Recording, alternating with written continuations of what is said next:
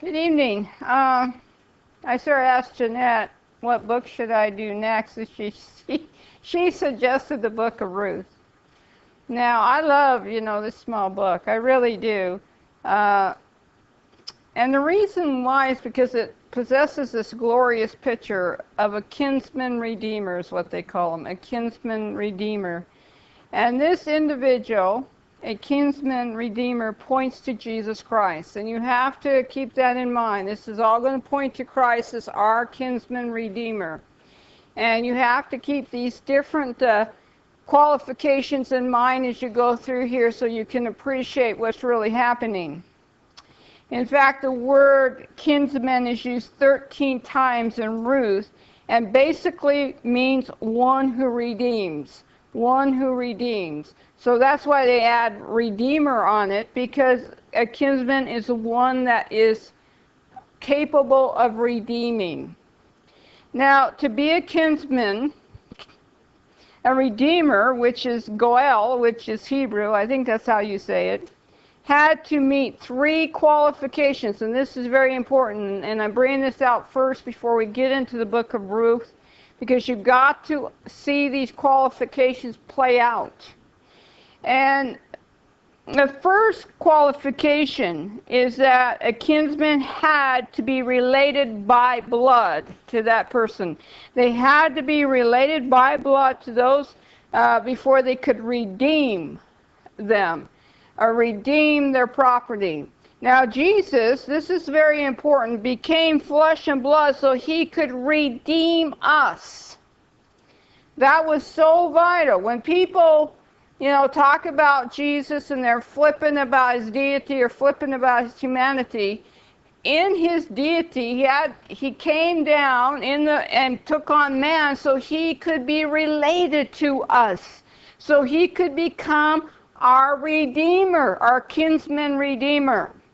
It says in Hebrews 2:16-17, "For verily he took not on him the nature of angels, but he took on him the seed of Abraham." This is so important.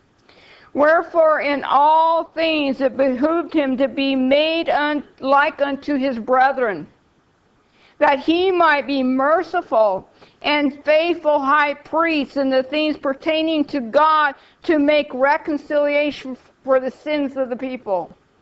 So Jesus could have not redeemed us until he took on blood, flesh and blood, and became related to mankind. Now, the second qualification of a redeemer is he had to be able, that's an important, be able to pay the price of redemption. They could come and say, I want to pay it and take out a loan. It didn't work that way. They had to be able to pay the price of redemption, whatever it was. Now, we know only Jesus could pay the price for our redemption. And when he was on that cross and he had paid it, he said, "It is finished. It is finished. I have paid it. I paid it all. I paid it completely." Now, here's the third thing. The third thing is he must be willing to redeem. Willing, that's an important part. The one before is able, this one is they have to be willing. And please understand why they have to be willing. Because it might cost them some of their inheritance. It might cost them some of their inheritance for their firstborn, because the inheritance would go to even another man's name. And so they had to be willing to pay the price of redemption. Now, Jesus was willing to pay for redemption on our behalf. Why? So we could partake of his inheritance that he had for us. But it cost him his life. So when people go to redeem something, it's going to cost them. It could cost them their own inheritance. Some of their own inheritance. So they had to be willing. Now this book not only shows the role of the kinsman redeemer, but it connects the time of Judges with kings, with the time of kings. It connects these two things, and it's very important. It's positioned between Judges and Samuel, but it plays a very important role in connecting Judges with the future reign of kings. It also sets into motion the royal lineage that the Messiah would come through. How important is this book? It's only 4 chapters, but it is so vital. It is so vital, this book. A lot of people love the story, but there is so much to this than just this wonderful, they call it a love story. There's so much to this. And granted, for Jesus, it was a love story of redemption for us. But we have to understand this. Now, it also reveals how God has to orchestrate the circumstances in which to bring forth redemption, in which for redemption to take place. He has to do it. Remember the circumstances he orchestrated for Christ to come into the world in the first place. Look at the circumstances he orchestrated for Jesus to be even offered up on the cross. There were times they wanted to take him and offer him before it was time. He orchestrates the circumstances to bring forth the right environment in which something can be redeemed. Without the environment there could be no redemption. So God is going to set up some very important scenarios here so he could bring forth the principle of kinsman redeemer. So let's look at chapter 1, verse 1 of Ruth. Now it came to pass in the days when the judges ruled that there was a famine in the land. Now notice there's a famine in the land. And a certain man of Bethlehem, Judah, went to sojourn in the country of Moab, he and his wife and his 2 sons. Now, first of all, we know that he's from the tribe of Judah. He's from Bethlehem. It's a certain man. It's not just any man. It's a certain man. And, of course, we're going to get his name here along with his wife and sons in verse 2. But he has to sojourn to Moab. Now, it's sort of interesting when you look on the map. Bethlehem, Judah is like here. Here's the Dead Sea, okay? And they have to go up around the one edge of the Dead Sea, down along the Dead Sea to get to Moab. It was not a minor journey, okay? And so they traveled there, and they said, now they gave 2 different times, because they don't know when this took place. They knew it took place during Judges. They knew it took place during a famine. But you have to realize there were different famines in the book of Judges because of the people's rebellion. And so one, in my Bible here, it gives it 1322 BC. And in another book I read, it's the 1100 BC, which is a 200 years difference. So they're not really sure. But God is using a famine to get certain people in certain places. We've seen him do this many times, like he did with Jacob and his family when it came to Egypt. He used a famine to drive them down to Egypt. He had placed Joseph in Egypt in order to watch out for them. So God had a plan for this man. Now, it's hard to believe, but he's using a famine, and he's about to bring it forth in a glorious way. Not in a very pleasant way, but in a glorious way. Now, let's look at verse 2. And the name of the man was Elimelech, and the name of his wife Naomi, and the name of his sons Mahlon and Chilion. And he was an Ephrathite. I'm trying to get that. Ephrathites. It's what they call him of Bethlehem. I probably didn't get it right yet. Judah. Now, and they came in the country of Moab and continued there. Now, this man's name means God is king. His wife name means pleasant, agreeable, beautiful. However, the meaning of his two sons' names sort of imply that this man had some challenges, not just from the famine, but from other directions. Malan means disease, pardon, sickness. And Kilion means anxious, expectation, pining. Now, when you look at this, mankind in general is what? They're plagued by the disease of sin, which causes what? Sickness unto death. Sometimes spiritual death, sometimes physical death. Now, man has been taken captive by sin, and he often proves anxious as he waits for some kind of deliverance. And oftentimes he doesn't find it because he's not looking in the right place. Now, it's important to point out the term Ephrathites of Bethlehem, Judah. And the reason I want to point it out is because it became part of a prophecy in Micah that would identify the birthplace of a newborn king. And that's Micah 2.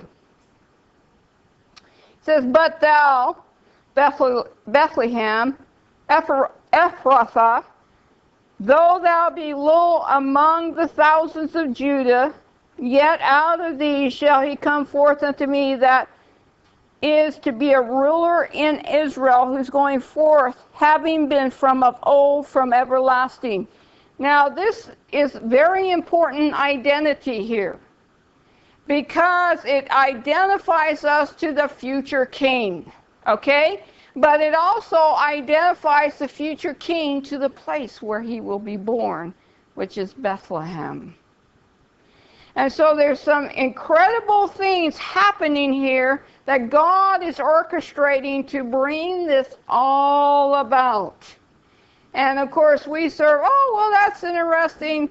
We get caught up on this love story instead of realizing that God is bringing about certain circumstances in order to establish the birthplace of Christ and that royal lineage in which Christ would come from.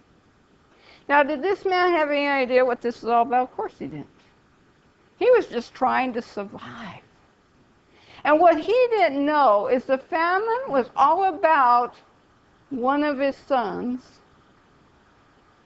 marrying a woman.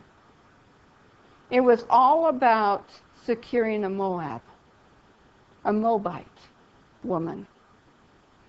Now that is incredible to think about. But that's what he's doing right here. Because through that Moabite woman, the lineage is going to be established. Through that woman, the Messiah is going to come. Through her lineage. And so he's after a woman here. He's after a bride.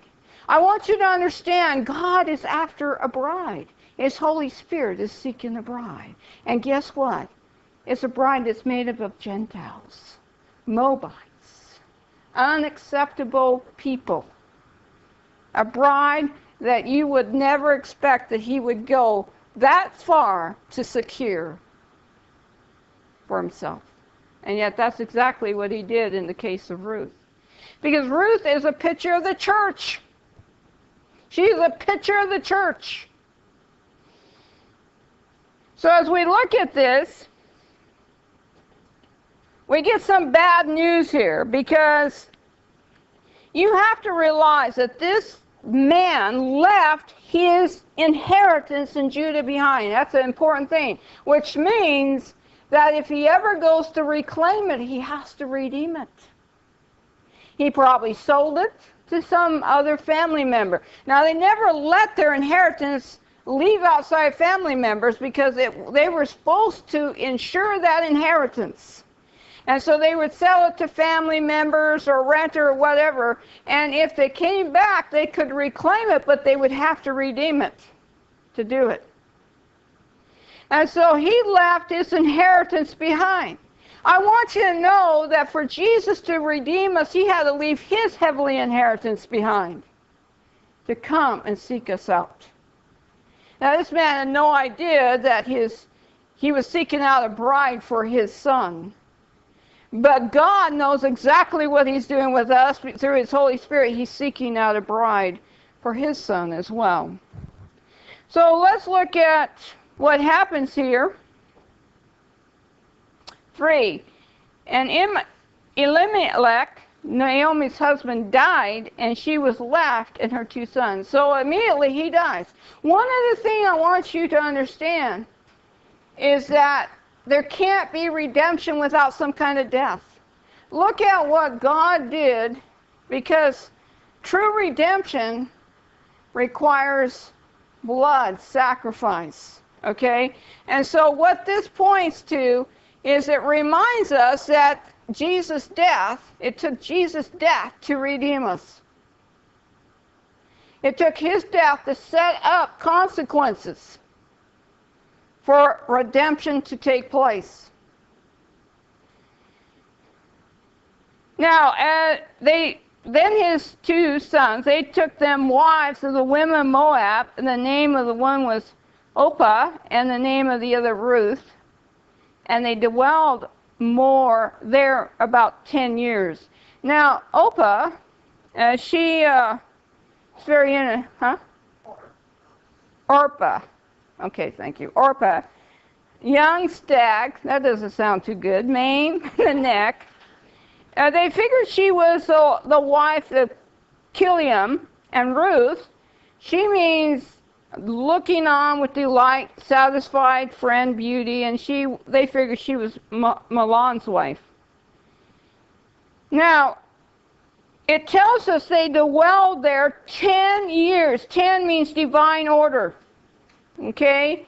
There's a divine order being established here. And that divine order has to do with Ruth. Okay? So as we look at this, let's look at what happened in verse 5. More tragedy. And Mahlon and Kiliam died also, both of them, and the woman was left of her 2 sons and her husband. So here Naomi has lost it all. She's lost any hope. Even if she went back to Bethlehem, she has no hope of redeeming that inheritance back. You have to understand how important this was. She had no hope. It would take her husband or her sons to redeem that inheritance back. And she had no hope. She had no future. You know, people, that's why we come to Christ. We have no hope and no future without him. We have no hope and no future without him. And Naomi was at that place. You know where God had Naomi? He had her at a place where she had to be redeemed, where her inheritance had to be redeemed, and it would come outside of her husband and her sons. Now this is very important, because no man can save us. Our redemption has come outside of us through Christ. And how many of you were forced there at the place of the cross to receive that redemption because of challenges? So where could she go? What hope did she have? She had no future in Moab. She had no inheritance in Judah. Her son, her 2 sons, her husband was gone. They couldn't redeem it for her. She was in a very tough place, people. Everybody who is dead in sin is in that place. Everybody who doesn't know Christ is in her place, people. She represents the hopeless sinner who has no inheritance or any hope unless there's redemption that takes place. So let's look at what happens here, because there's something that happens that's very important, and it's found in verse 6. Then she arose with her daughter-in-laws that she might return from the country of Moab. She's saying, I have no future here. I might as well go back home. Now here's the reason why. For she had heard in the country of Moab how, this is so important, that the Lord had visited his people in giving them bread. See, the Lord was visiting Bethlehem now, and he was giving them bread. How many of you know that Bethlehem means a house of bread? And out of it came the bread of life, Jesus. And it's at this time the famine stopped, and God was, and it's 10 years later, at least over 10 years later, and God is visiting the people again by giving them bread. And she looked at that and thought, I've got nothing here. At least I can go home. And the Lord is there because he's visiting our land once again with bread. Now, she also understood something else. That even though she was a widow, that in the law, widows were taken care of. So she had a bigger chance, a better chance in Bethlehem than she did in Moab, just because of the law. And so she decided, I'm going to go back to my home. Now, is that not circumstances, right time? Absolutely no place to go but back home.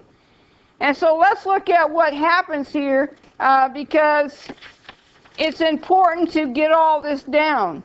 She couldn't go back to reclaim her inheritance, but she could go back and receive the crumbs of God's blessing because the law required them to take care of the widows, okay? So let's look at 7 and 8. Wherefore she went forth out of the place where she was, and her 2 daughter-in-laws with her, and they went on the way to return to the land of Judah. So she's returning to the land of Judah. Her daughter-in-laws are following her at this point, and Naomi said unto her 2 daughter-in-laws, Go, return each to her mother's house. The Lord deal kindly with you as you have dealt with the dead and with me. In other words, they had been really kind to her in her situation. And she says, I'm going to pray that the Lord deals kindly with you as you have with me. Now, I think it's very important to realize that Naomi may have lost everything, but she still had her faith in God. I think a lot of people underestimate the woman she was. I think she had tremendous faith in Jehovah God. And even though she experienced all this loss, she still knew who Jehovah God was. And I think she had lived that life very much before her daughter-in-law. And the reason why is because they followed her. If she was a hypocrite, if she was some mean mother-in-law, if she was unkind, if she was the type of mother-in-law that abused her daughter-in-laws, they wouldn't follow her, would they? So we're getting an insight into her character because her daughter-in-laws are following her to an unknown place called Judah. They had to go through a lot of territory. There was dangers all around them. They were single women, for heaven's sakes. And they were willing to go with her. And she says, no, you need to go back to your household. And then she said, the Lord grant you that you might find rest, each of you in the house of her husband. And then she kissed them, and they lifted up their voice and wept. And so she says, may the Lord grant you that you might find rest, each of you. And she kissed them goodbye. Now, there's a lot of things that Naomi understood, and she pretty well understood. They sort of understood it too. She wanted to bless them for their kindness, but release them from going with her even over their protest.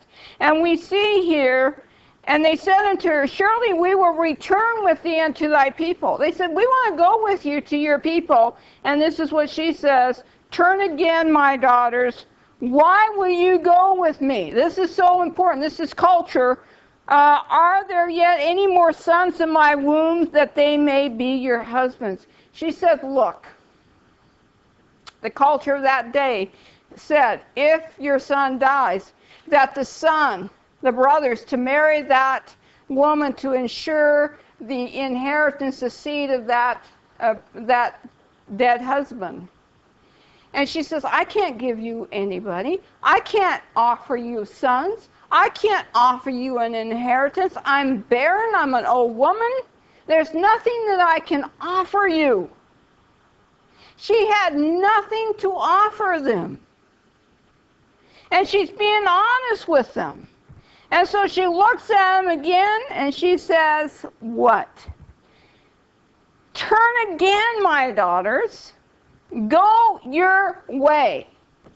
For I am too old to have a husband. If I should say I have hope, if I should have a husband also tonight, and also bear sons, would you tarry that long for them till they have grown? Would you stay for them from having husbands? My daughters, for it grieveth me much for your sakes that the hand of the Lord has gone out against me. She says, you know, for your sakes I grieve, because you're left widows and I can't solve the problem. You know, we can't solve the problem of redemption. We have everything taken away from us in sin, because of sin. Only Christ could solve the problem of redemption.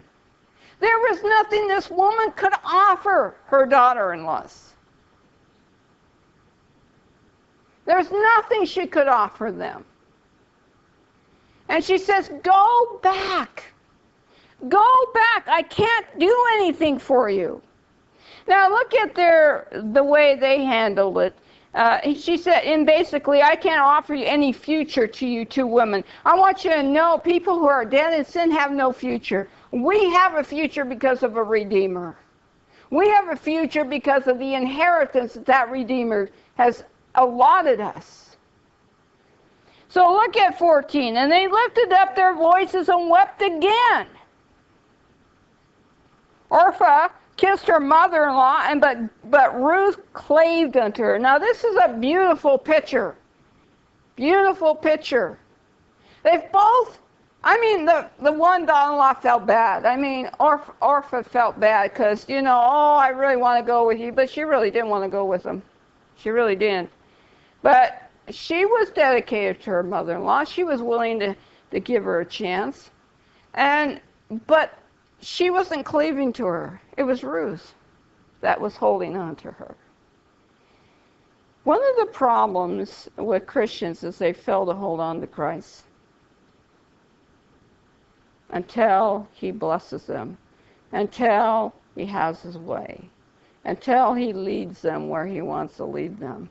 They won't hold on to him, his promises, what he says, his words. Here was Ruth. She had no future according to Naomi, but yet she clave to this woman. She held on to this woman. She wasn't going to let this woman go for nothing. What did Ruth know? What did Ruth understand? I want to pose that to you. And I'm gonna tell you, it tells us in here what she understood. But let's look at this a little bit more. And she said, behold, because guess what Orpah did? She went back. Orpah. She went back. She went back to her gods. She went back to her paganism. She went back to her culture, and you never hear of her again.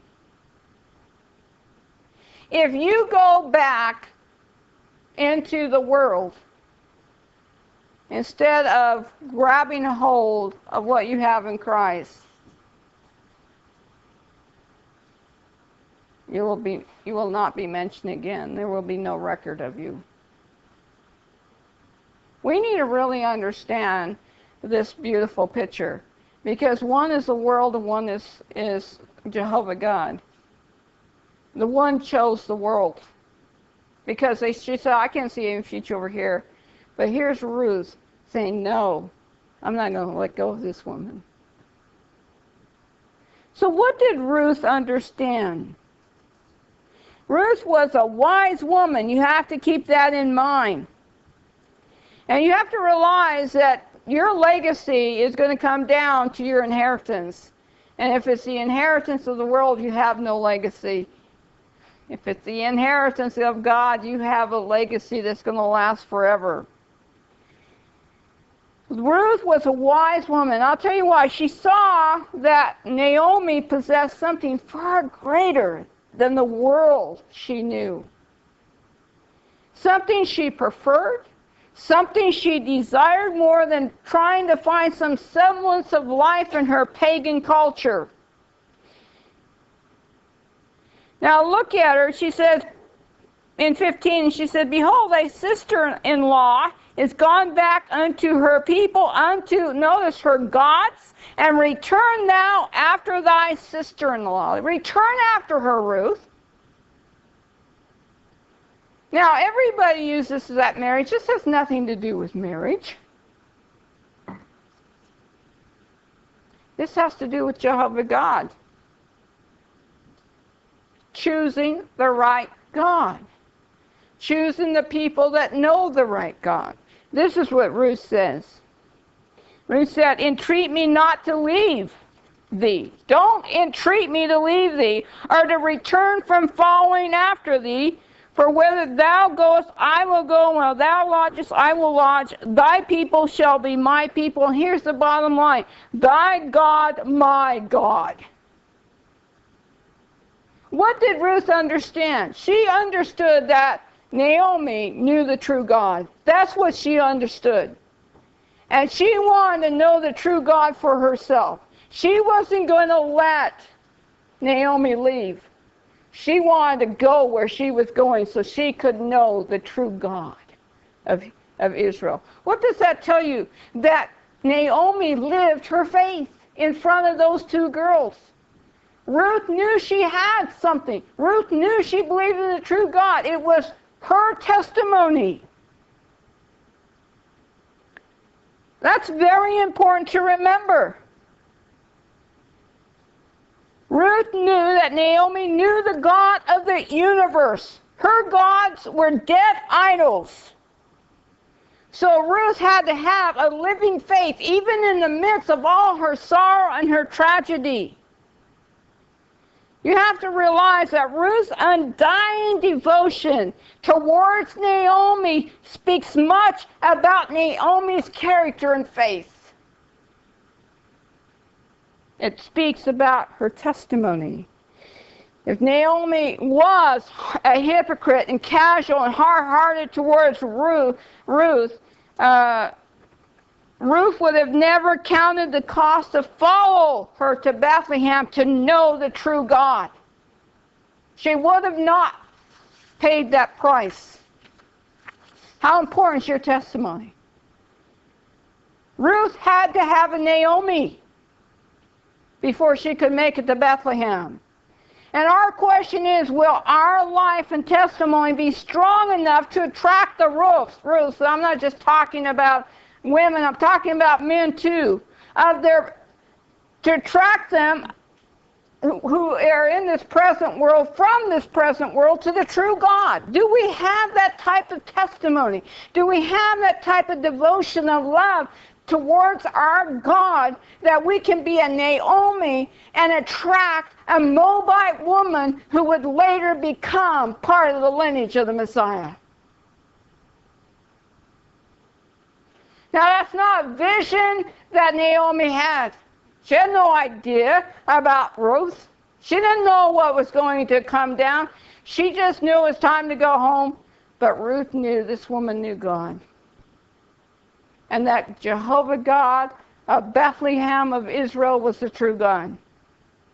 And she says, I'm going to go with you.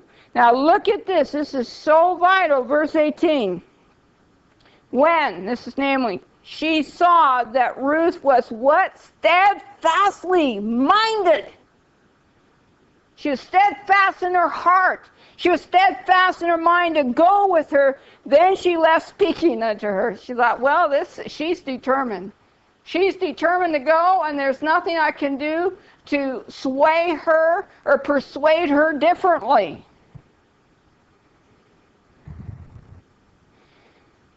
Verse 19.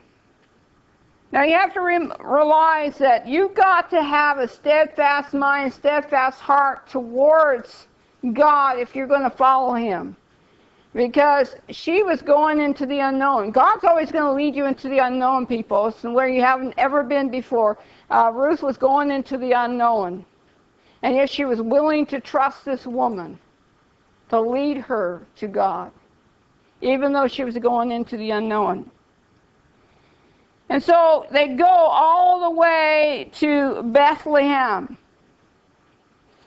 As we're going to see that. So the two went until they came to Bethlehem. And it came to pass when they were there, they were come to Bethlehem, that all the city was moved about them. And they said, is this Naomi? In other words, the people of Bethlehem remembered Naomi. So what kind of influence was she in that city?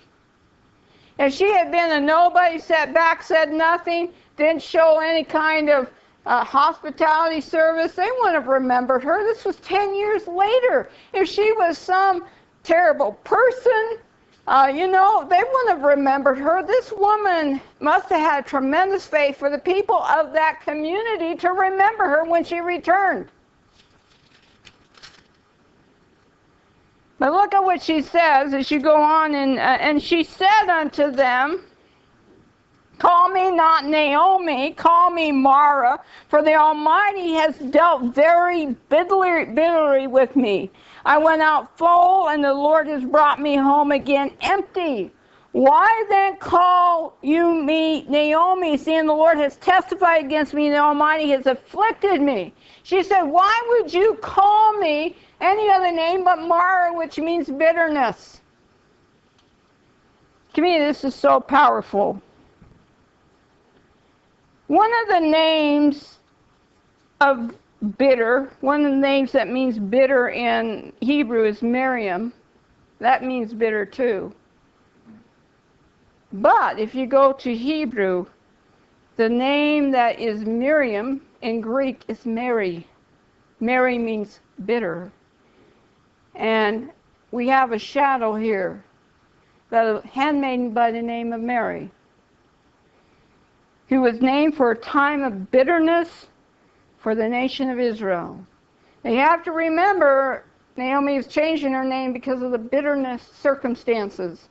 But Mary, I believe, was named for the nation of Israel. There was a bitterness.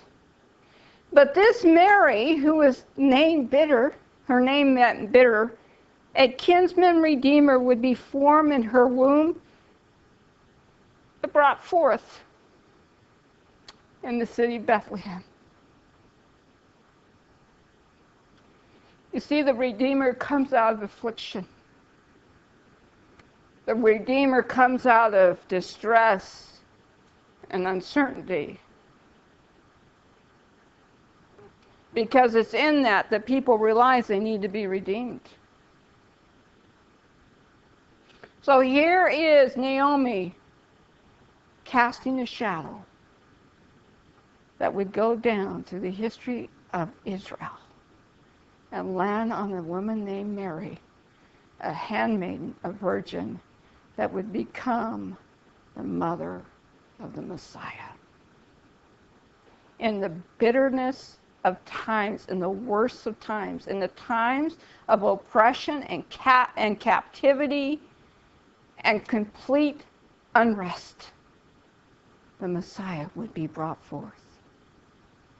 And it's here in Bethlehem that this lady says, I have nothing but bitterness. I have no hope. I've got nothing going for me. I went out full. I came back empty, barren.